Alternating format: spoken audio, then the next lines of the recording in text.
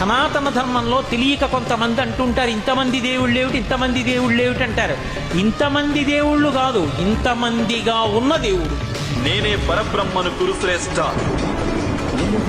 నేనే సత్యాన్ని, జ్ఞానాన్ని, ధర్మాన్ని.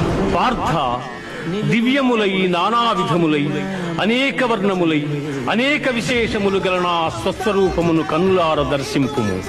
దేవా, ఎల్ల దేవతలు, ఎల్ల ప్రాణులు, బ్రహ్మాదులు, ఋషీశ్వరులు, వాసుకి మొదలుగుగా గల ఎల్ల సర్పములు నీ యందు నాకు గోచరమగుతున్నవి.